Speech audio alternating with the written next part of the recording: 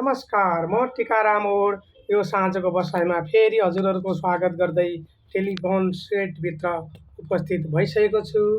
अहिले एकदमै मिठो, एकदमै मार्मिक गजल ल्याएर आएको छु।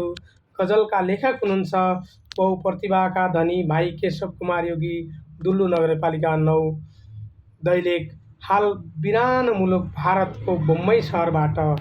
बाँकी गजलबाट काँडाहरू तिचल्दैछन् फुलको बगानबाट, काँडाहरू तिचर्दैछन् फुलको बगानबाट, धोकाको गन्ध आउँछ प्रेमिल उद्यानबाट।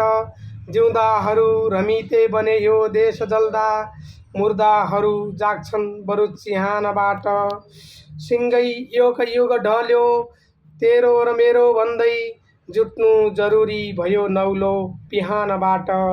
लक्ष्य बनाउने लिए बन्ने छ देश पक्कै, बन्दैन केवल प्रभुहरूको वरदानबाट। पन्छी बनेर उडी आउँदैछु परदेशबाट, बाटो चिनाई बस्नु आमा आँगनबाट, बाटो चिनाई बस्नु आमा आँगनबाट। नमस्कार, यो साँझको बसाइमा भाइ केशव कुमार योगीले लेख्नु भएको यो गजल एकदमै मिठो सन्देशमूलक छ र हजुरहरूको मनमुटुमा बस्न सफल हुनेछ भन्ने आशासँगै भाइ केशव कुमार योगीले लेखेको यो गजललाई हजुरहरूले कतिको मन पराउनुहुन्छ जस्ताको तस्तै कमेन्ट, लाइक गर्न नबिर्सनुहोला। धन्यवाद।